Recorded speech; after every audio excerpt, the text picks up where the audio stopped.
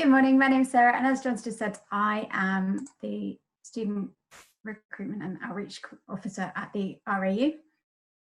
We're going to go through today just an overview of study opportunities and careers in land-based sectors, in land-based subjects. We're going to think about what the land-based sector is, and then look at different course titles, different degree level courses that you can do within that sector before looking at some different career profiles as well.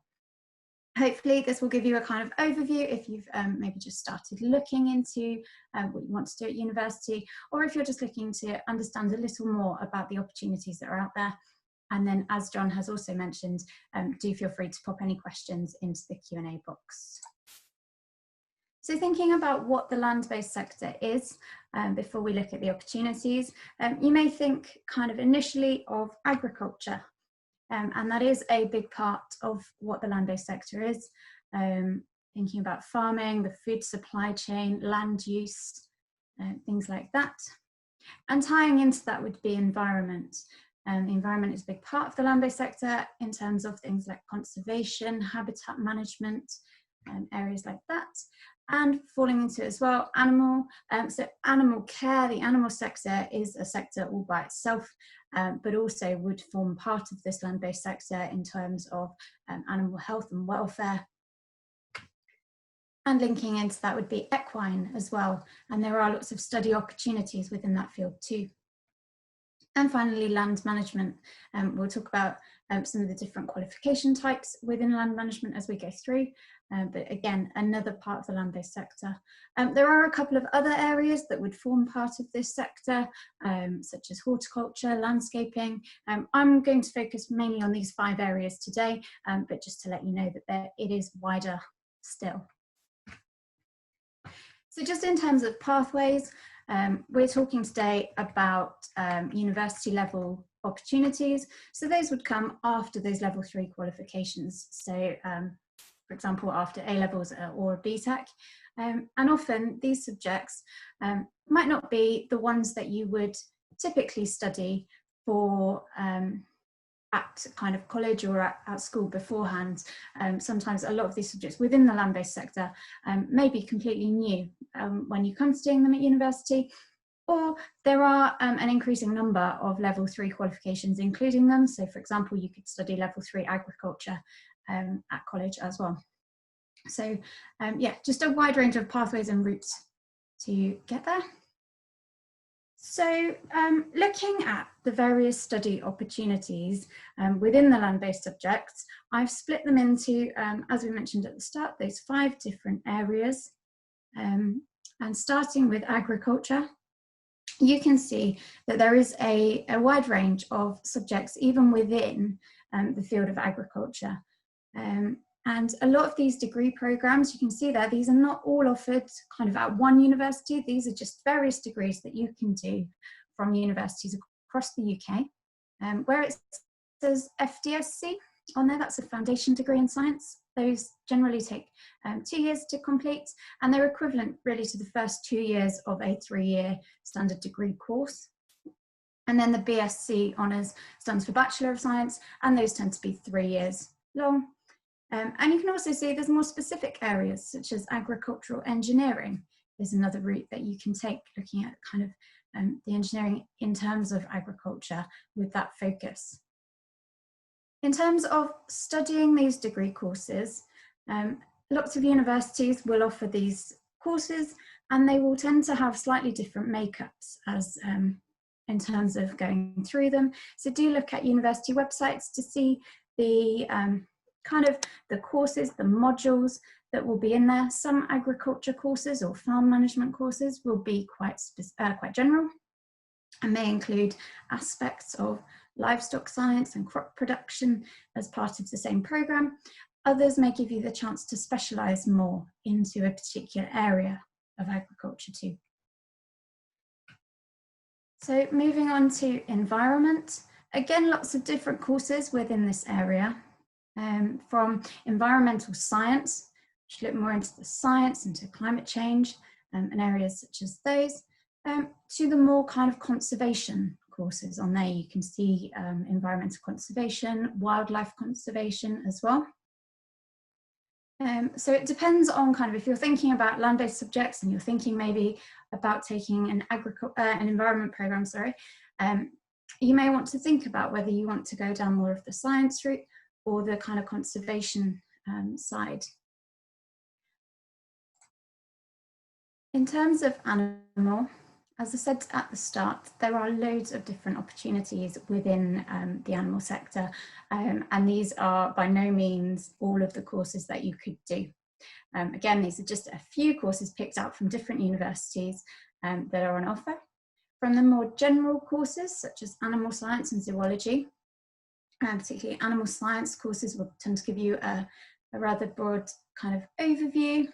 You might look at a number of different animals within that. You may look at some different areas as well. So, for example, behaviour and welfare and things within those animal science programmes, through to the more specific, such as animal behaviour. And I'm sure with an animal behaviour degree, you will look at broader aspects too, but you would specialise in certain areas. And then you can see on there as well, obviously, the veterinary medicine degrees and veterinary nursing as well. So lots of opportunities. And in terms of equine, again, you can see there's equine science on there, as well as some more kind of specific health and nutrition programs or sports science too. And so again, lots of opportunities within the equine industry to take those subjects at university level.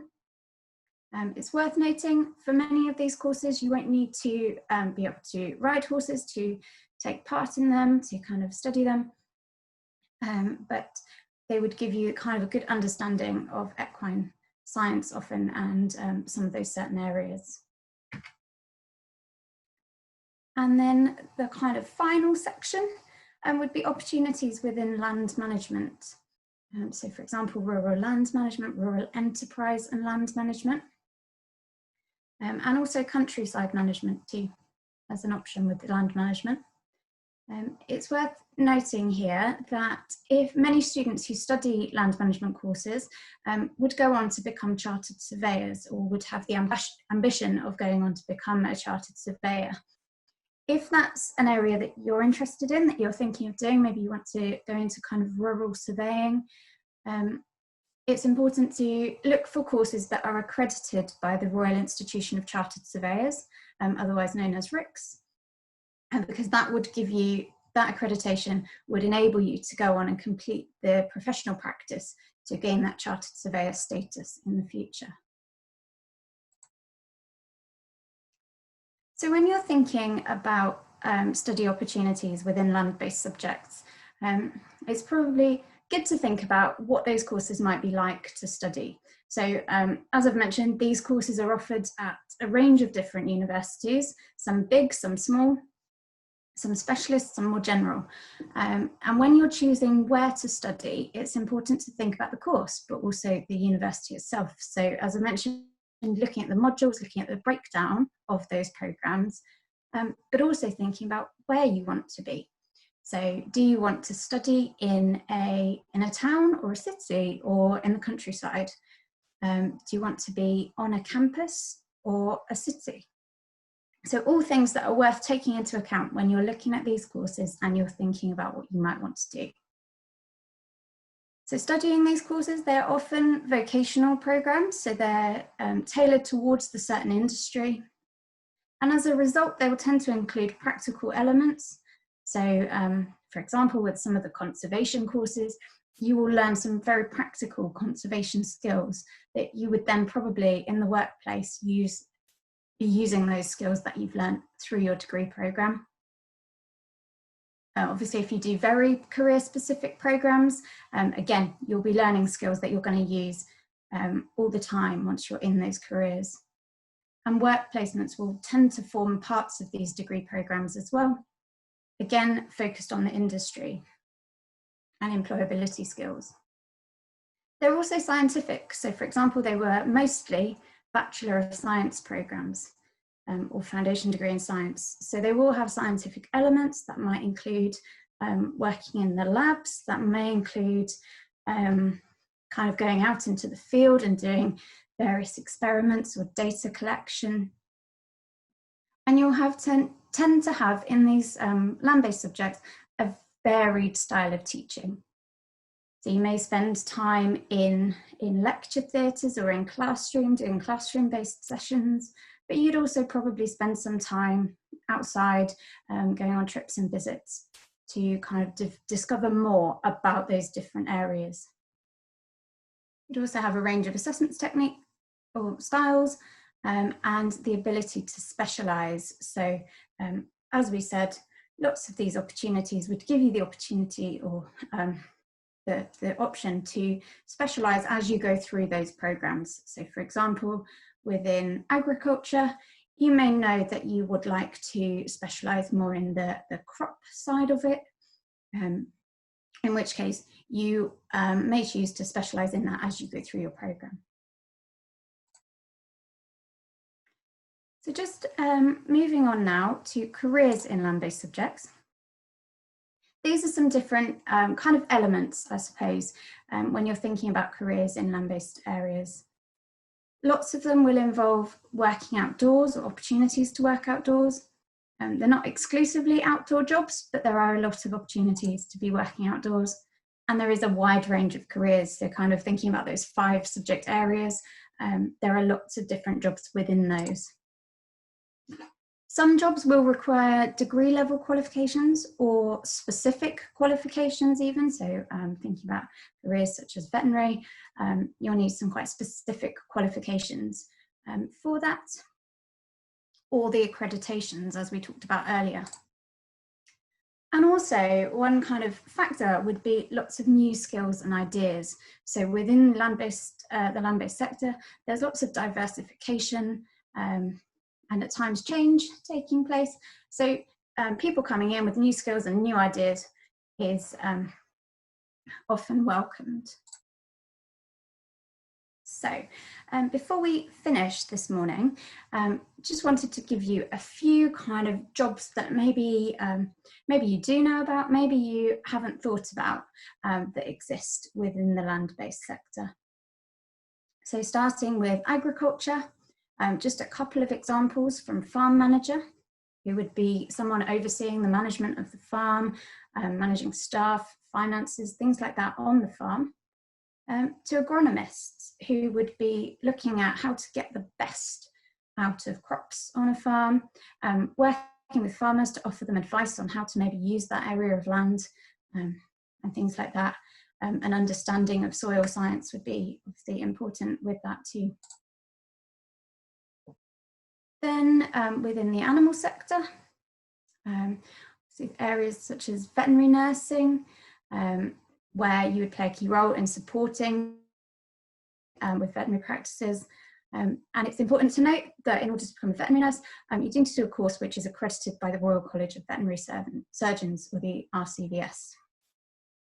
But then there are lots of other roles within the animal sector, which you may not have thought about so much. So for example, nutritionist, where you provide advice based on the diets, kind of regarding diets of animals based on nutritional values and things like that. In terms of environment, again, a really big range of different jobs, from environmental scientists, conservationists, to areas such as countryside ranger, where you would be looking after a particular area of the countryside, involving kind of protecting the animals there, managing the habitats. You might also get involved in educating others on those areas as a ranger, or ecologists protecting ecosystems.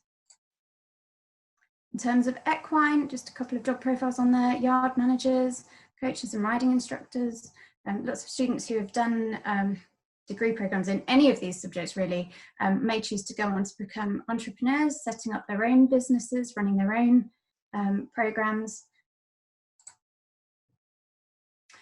And also land management. So as I mentioned earlier, having that, if you want to go on to become a surveyor and that chartered surveyor status, having that RICS qualification or accreditation as part of the programs that you study. Rural surveyors helping clients run their businesses, including sort of valuations and buying and selling land use, different land and properties. And also estate managers, overseeing the running of an estate or maybe several estates. including kind of the property on that estate and managing the land there. So a range of different careers, and what kind of comes through in a lot of them is that understanding of the science behind them, having that knowledge which would come from lots of study opportunities within this sector, but also that kind of business understanding as well. Lots of those jobs requiring a kind of business understanding as well as the knowledge of the subjects. So in terms of sort of what next as we come to the end of this presentation, I'd encourage you, if you're interested in studying a land-based subject or working in the land-based kind of area, find out more about the opportunities that are on offer. This morning we've gone through a very quick overview of some of the different opportunities. So to find out more information, you might use the course search on UCAS. So UCAS is the site if you choose to apply to university later on, where you would apply. And there's a course search tool on there, which is a really useful way of finding out more about the courses that are available. Visit university websites to explore the courses, find out what graduates have gone on to do. There's often profiles of what graduates have done on those websites. And maybe get some work experience, or look for some kind of volunteering opportunities and things like that. There tends to be quite a few within the land-based subjects, but just another opportunity to kind of find out if this is an area that you want to get into, that you're interested in. And finally, obviously at the moment, a lot of events are online, but find out more about universities as you're looking at maybe applying to study courses at them through attending maybe online events or open days. So those kind of, I suppose, my tips. That was a very whistle-stop tour, so I hope that it's given you an overview of the land-based sector. And if you have any questions for me now, do feel free to pop them in the Q&A box and we will answer some of them. Thank you. Thanks, Sarah. It's John here. That was excellent. A really, really interesting session. Particularly love the job profiles where you looked at job roles and basically let us know what it includes. For me personally, I found it really, really relevant because a friend of mine is actually a farm manager, and I've now realised what he does as a job. So I really appreciate that. Thank you. So what we're going to do now is come on to the Q&A section. We'll probably spend about 10 minutes on this section if you've got plans later on and you're deciding whether you've got time for another 10 minutes to stay up. And I'll fire those questions over now if that's okay, Sarah. So the first one is going to more so look at choosing a university. And if you've got any tips or have you got any recommendations for students when choosing universities?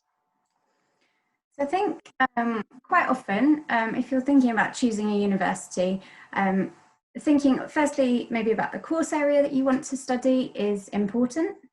So thinking about maybe if they do particular areas that you're really interested in, and then also thinking about what's going to suit you. So if you know that you thrive in a city environment, choosing a university which is based in a city is probably a really good route for you. If you would prefer somewhere maybe smaller, look at the different size of the universities. But generally, I think talking to lots of people, it's often, I just found out about that university and I knew that was where I wanted to go. I think lots of people have kind of had that experience. That was my experience. You kind of, and so it's really hard to say this is how I'd recommend choosing it, but definitely kind of you will get a feel for different universities as you find out more about them as you look into it. So, yeah. Thanks, Sarah. Sorry about the delay. I always have to do a little bit of clicking where I unmute myself and turn my video back on. Another one then, thank you for that answer.